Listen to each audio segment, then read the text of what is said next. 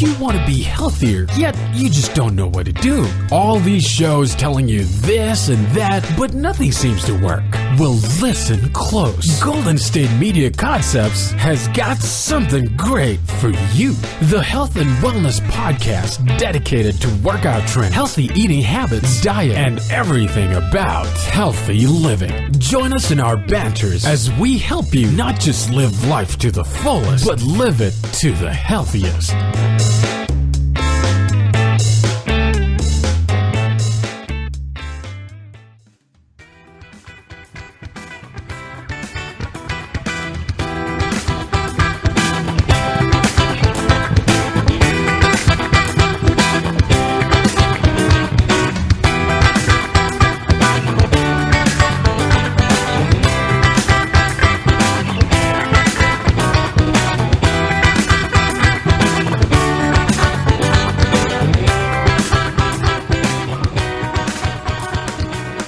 Welcome to the GSMC Health and Wellness Podcast, brought to you by GSMC Podcast Network. I'm your host, Staci, here with... I am your other host, Sarah. And today we are talking about nature. Do you get out much, Sarah? I used to get out a lot more. Yeah. Not as much between, the general busyness of life and allergies. I don't get out as much as I would like. I would like to be out more than I am. Yeah, me too. I definitely used to get out more when I was in school because I was actually for a while a forestry major. Oh. So there were just a number of classes where it's like, okay, and part of this class is we will just go hiking every other weekend for, counting trees and tree yield and all that. So I got out a lot in college, but have not gotten out very much at all in the years since. So definitely lacking in my own nature levels as well. Yeah, when I was in college, I walked so much more than I do now because I would, I'd walk to campus rather than because I was cheap and wouldn't buy a parking pass. And I didn't live that far from campus, so I would walk to campus. I would walk all over campus. Mm-hmm. I would do that. And then after college, I moved to Texas, and in the summers, it's 952 billion degrees, and it was too hot to walk. Yes, most definitely, yes. Which is obviously just an excuse, but... between that and allergies, I was just like, I can find other ways to get my exercise in. Right, yes. But actually, research suggests that being out in nature actually can affect our body beyond just it feels good to get out in the fresh air and, feel part of one with the earth, but that actually it affects our blood cells and immune system. So that evidently forest air contains a rich mixture of bioactive substances that prompts our immune system to increase the number of cells that protect us from viruses, which sounds just almost counterintuitive to me because it was kind of like, let me go out into the cool forest air, which will help keep me from viruses, as opposed to it just seems like that would possibly be where you'd get more viruses somehow, just being outside. No, I think you're confusing forest air with airplane air. Oh, is that what it is? Isn't it just all air that's not in your house where where all the germs come from? Yes.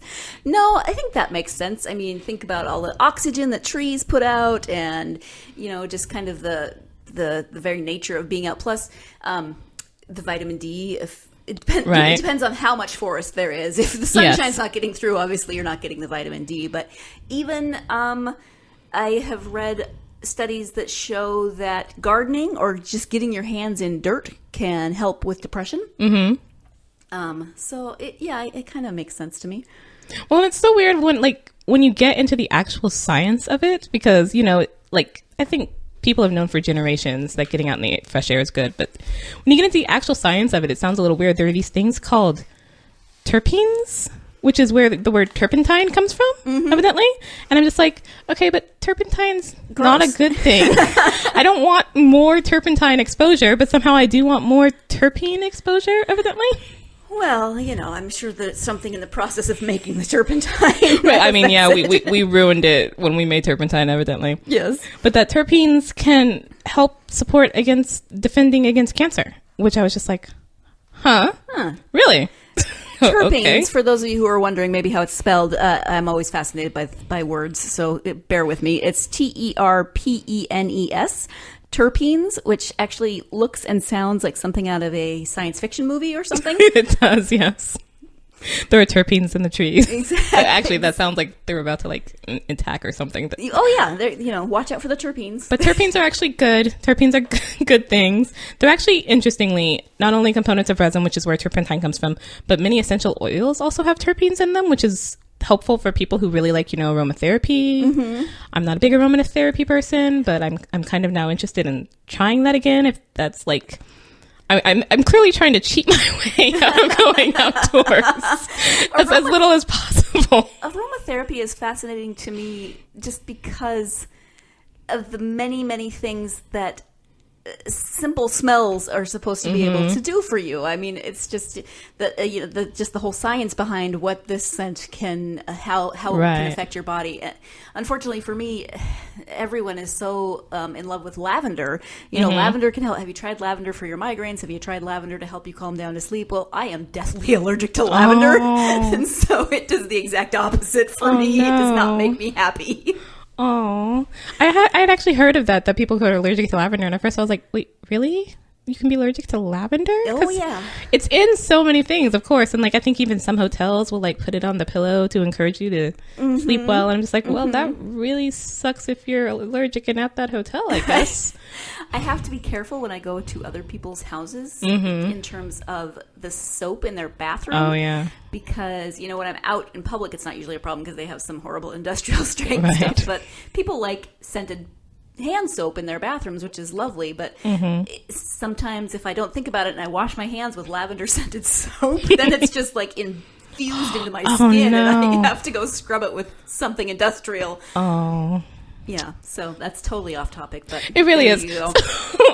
I mean, there are other ways. The main way to get terpenes is to actually get out in the air, and usually in forest, because higher amounts of terpenes are released in the middle of the forest where the tree population is densest. So more trees equals more terpenes equals more cancer-fighting properties. Any kind of tree? Does it have to be coniferous trees in terms of, when I think of forest, I tend to think of certain types of trees, not as opposed to like the maples or the oaks or things that you would get in more residential areas? I think it's trees that will produce resin. Okay. So, like when I was doing forestry, there was a difference between hardwoods and softwoods, but we didn't think so much about the resins.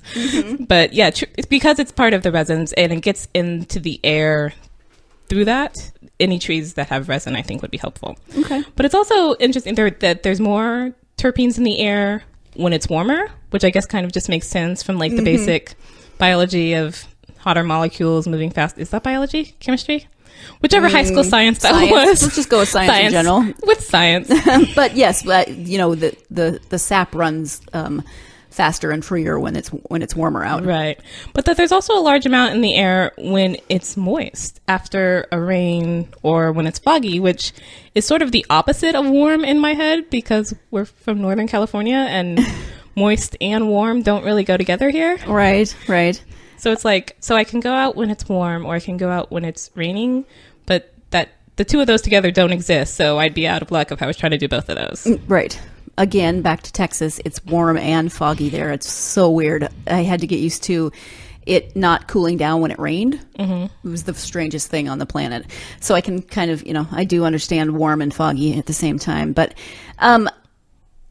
moist air makes sense, at least in terms of how amazing it smells outside in the forest after it rains. That would just encourage me to breathe deeply and inhale all those good smells that are supposed to be good for me.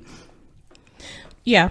I mean, I would definitely prefer the foggy over the warm just because I actually really like fog and really hate warm and hot weather, which makes summers here very interesting. Yeah, there's that. But unfortunately, we don't really live near a forest, and it's not enough to just go out for like an hour or two. Like, I think that would probably help more than, staying inside with the recycled air in your building. Like any outdoors is probably better than no outdoors, I guess. But that, like, to get the best benefit from this, you need to stay out for like at least 4 hours. And so like, I was like, okay, how do I do that? I mean, it would take me, a few hours even just to get to a heavily forested area, I think, around here. So if I was going to a heavily forested area, I would definitely at least want to stay for 4 hours to make it worth the drive. Right. But one of the things that I saw that this article I was reading suggested was to sort of make a not scheduled, but a regular thing of going on like a monthly camping trip, which I did not actually do a lot of camping when I was younger. I think we went one time because a teammate invited us and we were not really prepared because we never do camping. So we like bought a really cheap tent and really cheap sleeping bags and didn't have like anything to protect us from the bumpy ground. And we were just like not happy at all and never did it again. Yes. I went camping every summer with my dad, and this was not car camping. We hiked in. Wow. I can't imagine. You carried what you needed, and if you forgot it, you were out of luck. Oh. But it was fun. I would go with my dad and my brother, and we would hike into the certain lake, and spend a couple days and go fishing, and yeah, it was nice. And then I worked for 2 summers at a summer camp in the middle of nowhere, and it was a hiking based camp. So it was either day hikes with the campers, or you would take a group of campers out on trail for 5 days. Oh, okay. Which is a lot of fun and a bit of a challenge when you've got a group of 10 to 15 teenagers right. who have maybe never camped like you. Right, exactly. Yeah, I was not the easiest to deal with, I'm sure. And you're making them hike with all of their stuff on their back. You're like, I hate you. I hate the outdoors. This all sucks. Exactly. So the terpenes were not in effect, I don't think. Well, they take a while. After 4 hours, I'm sure the teenagers were like, I'm just too tired to even fight with you right now. But we'll say it was terpenes. The terpenes. That's right. So we're going to take a short break. Stay tuned. You're listening to the GSMC Health and Wellness Podcast. This is your ultimate stop for everything sports. The Golden State Media Concepts Sports Podcast. Should I say more? From the NFL, MLB, the NBA to MMA, it's all in here. The Golden State Media Concepts Sports Podcast. Listen now.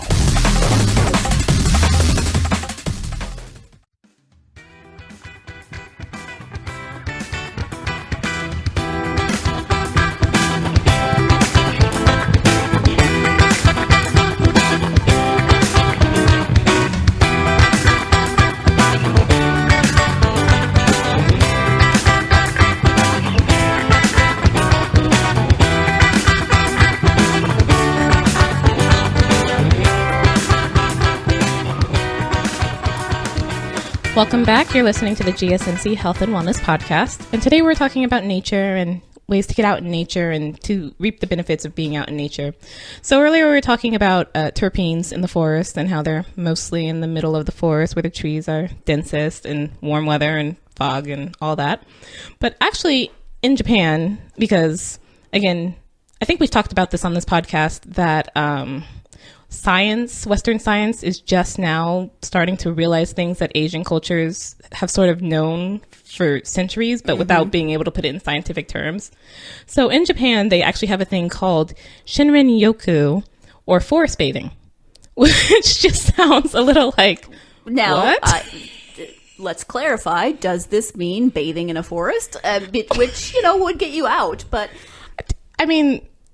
That is an interesting thought. Now, no, that's not what it means, but now okay. I kind of do want to go take a bathtub out into the middle of the forest and just, as the birds sing, just sing along. But now it just reminds me of those commercials, about male issues, and we don't need to talk about it, where there's always a couple in a bathtub sitting out in the middle. Have you ever seen those? No. There's 2 bathtubs sitting in this, I don't even know, on a hill overlooking a sunset. And oh wait, yeah, I think I've seen that one. Yeah, the man's in one bathtub, the woman's in the other, and they're holding hands. I actually thought you were going to say it reminded you of an Herbal Essences commercial, the old over essences, where she's washing her hair and then it transports her to some tropical beach or forest. I was like, that would be really cool, but also. Well, so clearly the marketing executives are on board with this whole nature thing and getting out in nature. So actually, when I first heard about forest bathing, I didn't think so much of going out and taking a bath in the forest, but of sort of rolling around in forest dirt like a child. And I was just like, no, I mean, but no, I'm not going to do that. I'm clearly not a child, and going back to my car or wherever to get back to my house, having rolled around in dirt, just not going to happen. But that's thankfully not what it means either. So forest bathing is just getting out into the woods, but not making it a mission. So not like, okay, I need to do my weekly hike or whatever, so let me power through this as quickly as possible. It's supposed to be, you know, sort of gentle exercise, and you're out there and you're appreciating nature, but it's also sort of a form of meditation. Okay. Yeah, that sounds lovely. Just, again, it would be nice if we didn't have to drive some sort of crazy distance to get to the forest. But, I mean, even just being out in nature there, you know, or outside, there's a group in my neighborhood that gathers every morning at some god-awful hour of the morning when I'm only vaguely awake to do Tai Chi in the park. Oh, nice. So I would see that as, you know, kind of, you're out in the fresh air. There are some trees because it's a park. And that kind of also combines that sort of meditative, gentle exercise. Right. Yeah, that might actually be a good way to do this if you don't live near a forest, because studies have shown that a quiet walk in the forest can lower levels of stress hormone cortisol, can increase cerebral blood, the blood to the brain, activates the immune system again, and improves mental health. So I guess if you can't get to a forest easily, doing some sort of gentle meditative thing as close to a forest-like thing as you can. And maybe that's why gardening helps mental health issues. Maybe it's why it's supposed to help depression. You know, you're out, you're getting a little bit of physical activity, nothing too strenuous, but your hands are in the dirt. And they do say that it's supposed to be sort of correlated. So like more trees equals less stress. So I guess walking along a tree-lined street is less good than walking in a park, is less good than actually being out in a forest. But the more you can do, the better. Right. Trees. Who knew? This is why we should hug them. Okay. I mean, get really up and close and personal. Yes.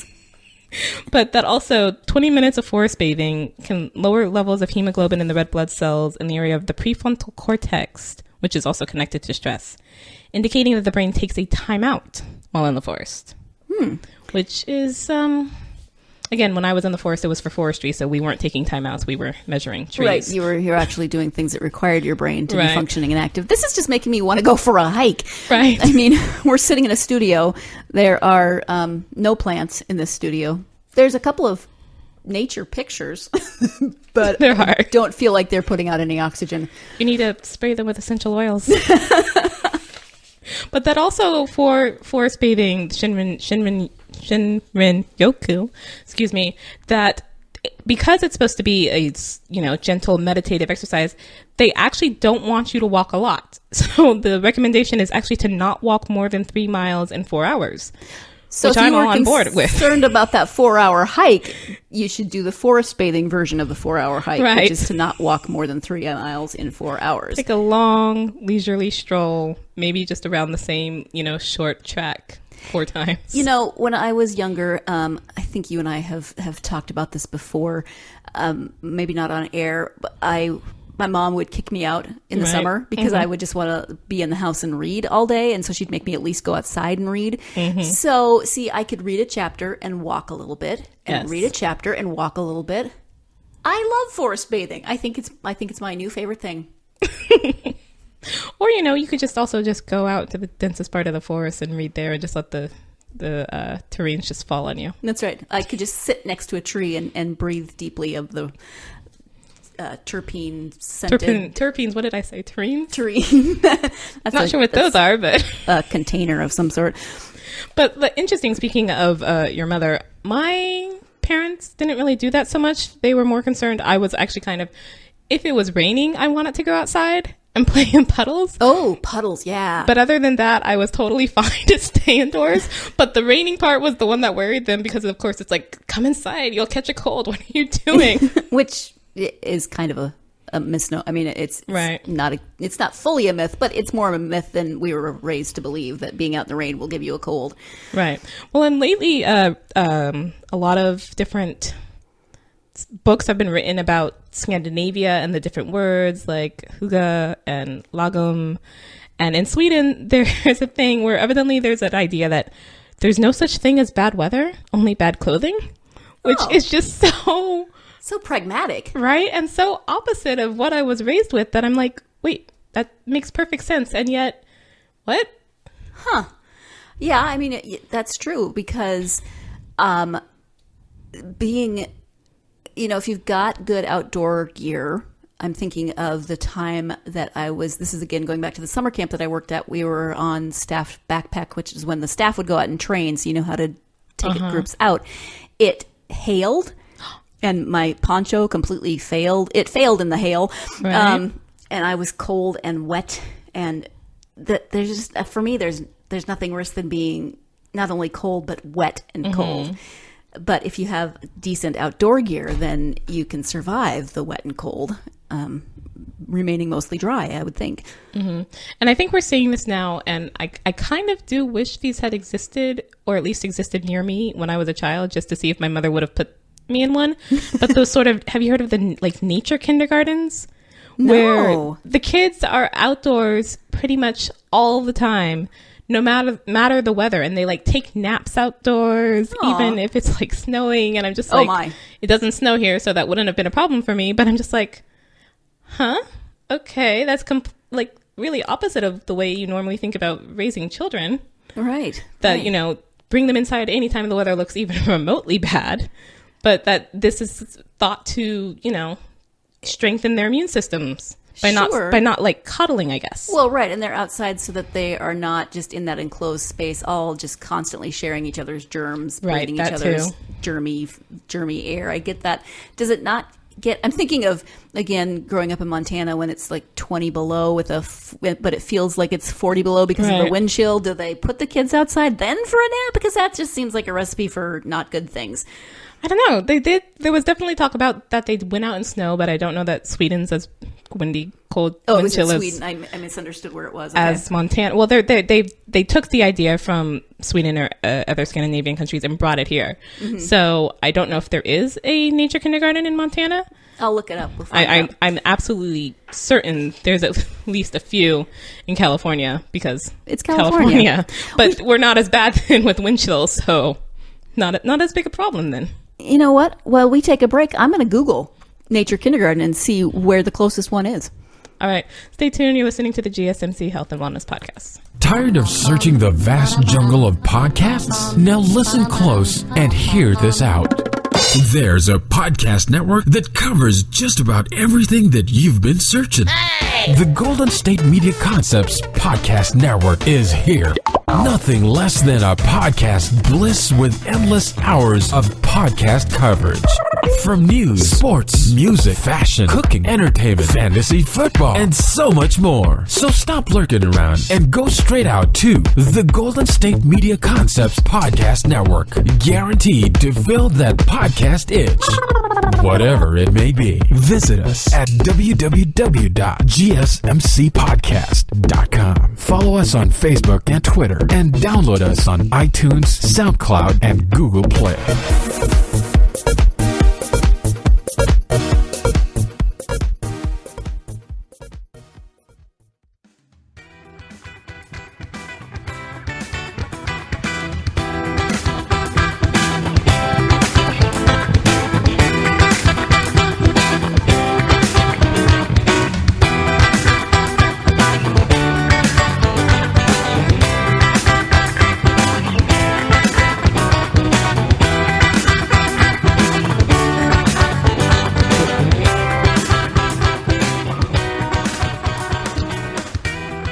Welcome back. You're listening to the GSMC Health and Wellness Podcast.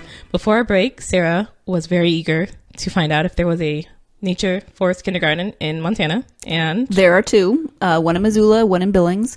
Billings gets very cold in the winter. It's in eastern Montana. And so I hope they aren't napping outside. But two in Montana. So I'm sure those children are very, very hardy. They are very hardy. For the less hardy of us who are just I'm not napping outdoors, I don't care, or I'm not going on 4-hour hikes, I don't care how slow I can do it. There are some things you can do if you just are really not going outdoors. So they've actually found even that hospital patients with plants in their rooms were more positive and had lower blood pressure and stress levels, even though obviously if you're a hospital patient, your ability to go outside is probably somewhat limited. So it's not that the hospital patients themselves were out sleeping in the snow. I would hope not. I would question that I hospital. would question. Is it bad that the first thing I thought of with this was that scene in Harry Potter where the guy gets killed by the plant in his room that is brought to him in the hospital? Devil's Snare. Wow. Yeah. And wow. Yeah. I need to get out more. See, I need to get out more. There is my segue. I need to take my Harry Potter book out into the forest and read it there. But For those of us not expecting people to bring us Devil's Snare, the presence of indoor plants, they say, may also boost one's ability to maintain focus and reduce mental fatigue. That's probably why we're jumping all over here, because we don't have no plants. We need to get some right away. But I liked this idea, especially since, again, I'm not a big outdoors person, especially as we're now getting into warmer weather. I try and stay indoors as much as possible in the summer here because we're regularly over triple digits. But I'm also not a real green thumb. I'm not as bad as my mother, who did somehow manage to kill a cactus, but I've not been the best with growing plants either. So when I was looking at this, I was like, that sounds like a great alternative, but I kill plants, so what do I do? So I actually looked up, there are some plants that, thankfully, both purify the air, but are also really, really hard to kill. I didn't know that such plants existed, but evidently they do. And they have some interesting names. Garden Mum and Dracena? Dracena, I would say, but I could be wrong. Spider plants. I had spider plants in college. They are hard to kill. Yes, my aunt has one that I think is like definitely older than me. They aren't the prettiest plant, No, they're but not. they are hard to kill, and they do, they are, I don't know if I felt much more clear-headed in college, but I did have plants. And you can sort of, not pass them on, but they create little Yes, you can. offspring. You can give that's where I got mine, was from my sister-in-law, who gave me her little offshoots, and I was able to plant them. She also gave me African violets, which are usually kind of persnickety plants, but I was somehow able to raise them. What I can't raise is what everybody says is hard to kill, and that's ivy, and I kill ivy like you wouldn't believe. Huh. Yeah. I can't raise anything. I really have never been able to. I had an aloe vera plant, which I actually did pretty okay with, and then left it with my mother, who again kills cactuses, so you can see where that went. Other plants, ficus. Ficus, of course, is a well-known indoor plant. Mm-hmm. It also feels almost just sort of stereotypical, like indoor plant. But it's also the most common plant you see that's fake indoors. Yes, right. So, office spaces often have a ficus tree, or, in their office that's not real. Right. A peace lily, which are very, very pretty. Nice. I think I got my grandmother one of those for Easter, and she still has it, but my grandmother's actually not really a plant killer, so that doesn't... Peace lilies are evidently hard to kill, but my grandmother having one doesn't prove that, I guess I should say. A Boston fern, which I'm not too familiar with. And a bamboo. When I think of ferns, I don't think of Boston, because I think, again, like sort of hot, rainforesty kind Right. of places. Mm-hmm. Although ferns grow in places that are cold, so there could be Right. a Boston fern. Also a bamboo palm, which just automatically sounds hard to kill because bamboo, is really tough, springy, makes buildings. So you just, Shoes, other things, yes.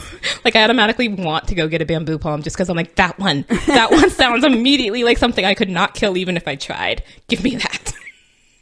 But also aloe vera, again, which I had. And again, maybe that's why it lasted with me, is not that I actually was good at it at the time, but just that aloe vera is hard to kill. And so I just wasn't super terrible with it. It's also multifunctional. It is. It's pretty. It is, it looks like it'll help purify your air, but also if you get a burn or Right. something, you can cut off a little piece and use the aloe vera juice.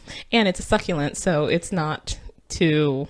Needy. Right. It's I pretty was low trying maintenance. to find a different word for succulents, but yeah, that's kind of why I like succulents. It's just like, You can forget to little water them and they don't You're mind. fine. Yeah. But then also the snake plant, aka the mother-in-law's tongue. That's so rude. Which just sounds the opposite of the bamboo palm for me. I'm like, bamboo palm sounds like I can't kill it whatsoever. Snake plant, mother-in-law's tongue sounds like I don't want that anywhere in my house because it would just be like bad mojo. Like, mother-in-law's tongue, no, okay. But, so, for those of you who are more interested in learning about nature and the benefits of being out in nature and how you can do that, there are two books that actually were what originally brought me to this topic because I saw them. So one is the biophilia effect by, I'm going to go with Clemens. Clemens G. Arve. So biophilia means love of life. And the original biophilia hypothesis was introduced by Edward O. Wilson in 1984. And it's this idea that contact with nature is essential for the human psyche, that, you know, we're a part of nature and we should act that way. That not, you know, like the Lord Bacon idea that nature is something we're made to lord over. Right, or that, fight against. Right. Or, yeah. But that rather it is something we should think about ourselves as being a part of as a system. So in this book, Biophilia Effect, it contains breathing and meditation exercises. And I think Arve, I'm not sure if it said he was a student of Wilson or just knew of Wilson and his theory when he wrote it.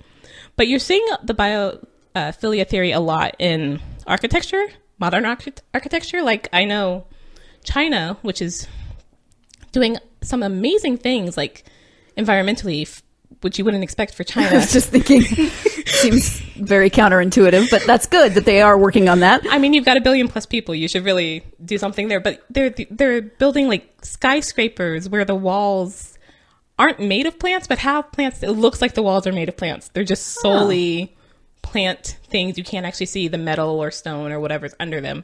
That's cool, but it will also maybe freak me out a little bit if I thought that I was being held up and, you know, I'm on like the 40th floor and I'm being held up by plants. I mean, you can tell from the inside. Your inside of the house obviously has a wall. But you also see this in a lot of more modern designed office buildings where it's just like you have, you know, vertical gardens or whatever, to have this sort of like not just metal and glass building, you know, that even though it is a building, and especially with skyscrapers, it's a tall building with a lot of people in it, but to still feel part of nature and to still feel like you can get to nature without, you know, having to go down 50 floors and then take a taxi to the nearest park, and by that time your lunch break is over and you have to get back. Right.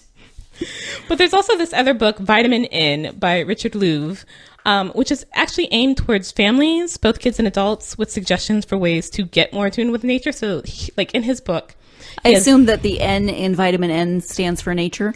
It does. Okay. Yes, although I didn't realize that when I first saw the book. I was like, I know vitamin A and D vitamin and K. What's vitamin N? Oh, okay. But that in his book, he has sort of different projects that families can do, like building a backyard nature preserve, but also like going to museums and making, you know, the public facilities a part of nature. But then he also gives activities and tips for cold weather because, again, and I think we're just spoiled in California. We are not used to, you know, going out in cold and wet weather. That's something you immediately come indoors for. So the idea that nature is something you should put into your life at all times, I think is really good from both these books. Yeah, absolutely. And I'm not a huge fan of the perfect life you sometimes see portrayed on social media, right? But I do really love seeing families that have figured out ways to incorporate nature into their family activities. And you know, there's a million ways you can do that, but getting outside, getting away from the screens, doing all those things and doing it as a family, I do appreciate seeing those types of things and getting ideas from them. Yes. And I mean, I was going to say this and then realized how, but I'll say it anyways. So I used to go out for walks when I was living in San Francisco. I used to go out to Golden Gate Park, and I would go for a walk for as long as I could while listening to podcasts, actually. And I would just sort of, depending on the podcast, I'd be like, I'm just going to go the whole length of an episode and walk to wherever. And then because I'm tired, go to the street and take the bus home. But you were out and walking. Yes. So, and listening to podcasts like the GSMC Health and Wellness Podcast. Which right now is only a half an hour podcast. So that's a perfect little nice break of a walk. Yes. So on that note, we're going to end for today. Thank you for listening to the GSMC Health and Wellness Podcast. You've been listening to the Golden State Media Concepts Health and Wellness Podcast, part of the Golden State Media Concepts Podcast Network. You can find this show and others like it at www.gsmchealthandwellness.com. GSMCpodcast.com. Download our podcast on iTunes, Stitcher, SoundCloud, and Google Play. Just type in GSMC to find all the shows from the Golden State Media Concepts Podcast Network. From movies to music, from sports to entertainment, and even weird news. You can also follow us on Twitter and on Facebook. Thank you, and we hope you have enjoyed today's program.